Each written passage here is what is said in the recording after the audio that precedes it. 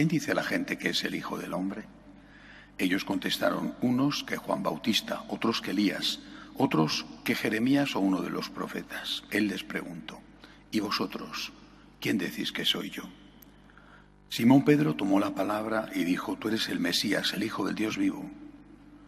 Jesús le respondió, dichoso tú, Simón, hijo de Jonás, porque eso no te lo ha revelado nadie de carne y hueso, sino mi Padre que está en el cielo. Ahora te digo yo, tú eres Pedro, sobre esta piedra edificaré mi iglesia y el poder del infierno no la derrotará. Te daré las llaves del reino de los cielos, lo que ates en la tierra quedará atado en el cielo, lo que desates en la tierra quedará desatado en el cielo. Y les mandó a los discípulos que no dijesen a nadie que él era el Mesías. Desde entonces empezó Jesús a explicar a sus discípulos que tenía que ir a Jerusalén y padecer allí mucho por parte de los ancianos, sumos sacerdotes y escribas, y que tenía que ser ejecutado y resucitar al tercer día.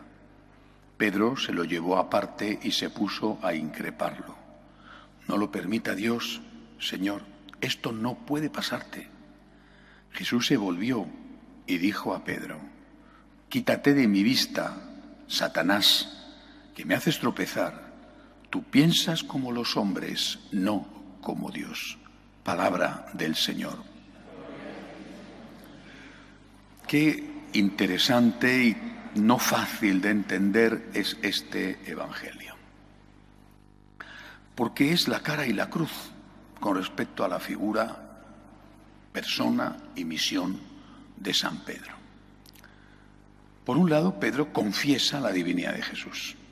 No es que sea una confesión absolutamente explícita, pero bastante. Tú eres el Mesías, el Hijo de Dios vivo. Lo del Mesías, bueno, podía tener alguna interpretación judía,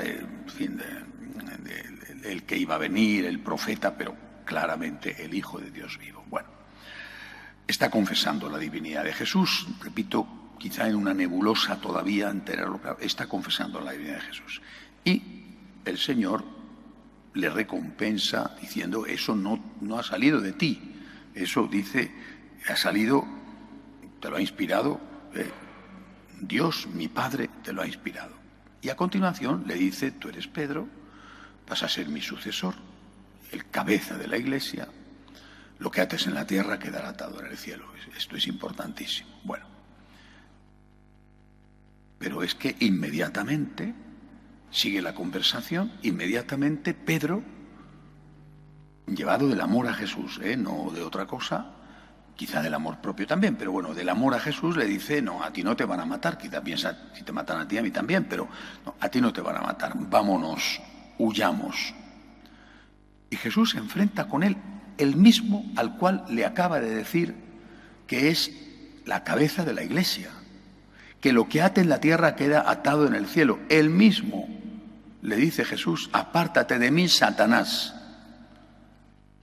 El mismo Pedro, pero más aún, después de haber ya recibido este encargo extraordinario y haberle prometido que lo que ate en la tierra queda atado en el cielo. Apártate de mí, Satanás, le dice, me haces tropezar, eres una tentación, eres un tentador. Primero dice, Dios habla a través de ti cuando le ha confesado como Dios, y luego dice, Satanás habla a través de ti.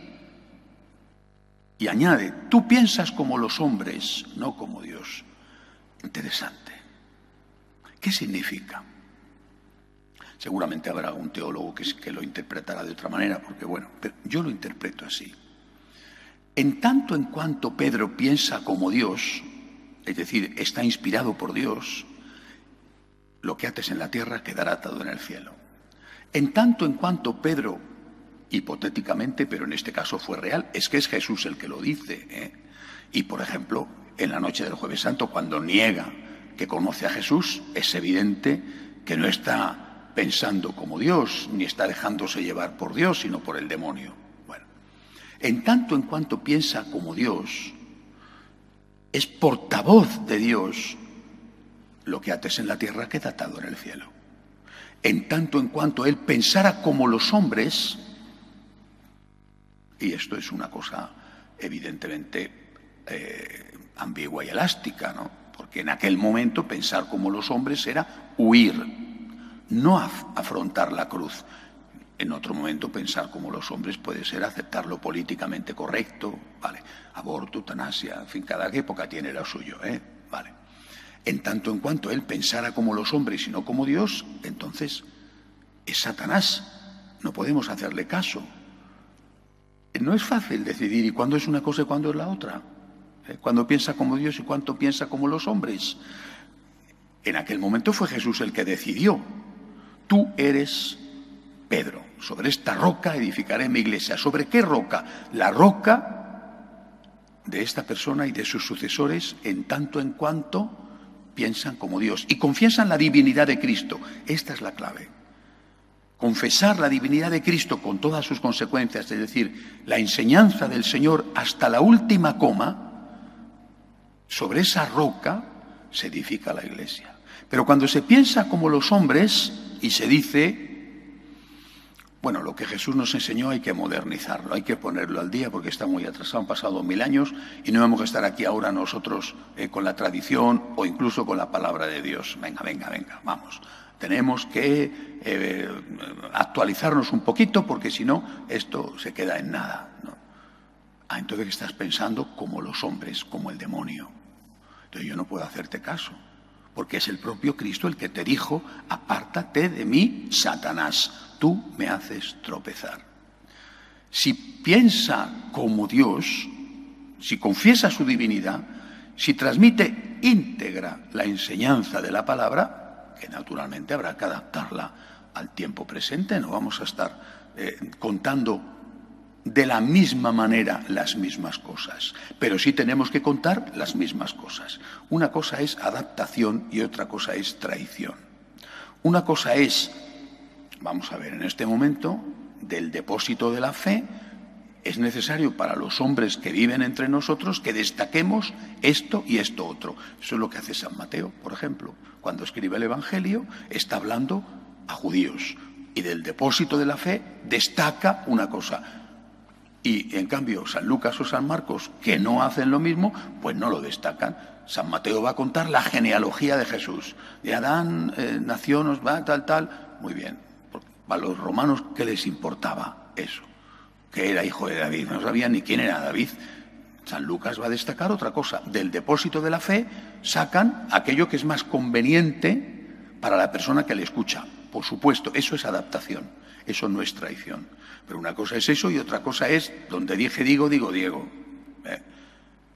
Eso es traición. Ahí entonces piensas como los hombres, piensas como el mundo. Primero, Dios. Hay que servir a Dios antes que a los hombres. Primero, Dios. Ese Dios nos ha hablado. Nos ha hablado y ha cerrado con llave la revelación. Cuando nuestro Señor subió a los cielos, se echó la llave a la revelación. La revelación está terminada. Todo lo que viene después vale en tanto en cuanto coincide con aquello. Por ejemplo, aparición de Jesucristo a Santa Margarita María de Alacoque en Paray-le-Monial, el Sagrado Corazón de Jesús. ¿Es verdadera esa enseñanza de Jesús? Sí, porque coincide con la palabra de Dios. Si no, diríamos, esto no es verdadero. Primero Dios, primero la revelación, la palabra de Dios, y luego la interpretación homogénea, continua. Por una cosa muy sencilla, si un papa dice A, y decimos, ha dicho el Papa A, tenemos que aceptarlo porque lo que ates en la tierra queda atado en el cielo. Y el Papa siguiente dice A, no, B, que no es A más algo, continuidad, sino lo contrario. Vamos a ver, lo que ates en la tierra queda atado en el cielo hoy y mañana queda desatado. Primero Dios, primero la palabra, primero la tradición que ha ido evolucionando, que ha ido presentando la palabra de una forma diferente, pero siempre sin traicionar a la palabra, en continuidad, por lo tanto, con las enseñanzas anteriores. Esto es lo que queda atado en la tierra y en el cielo. Pidamos al Señor que seamos siempre fieles a Jesucristo como han sido los santos y como han sido los mártires. De pie, por favor.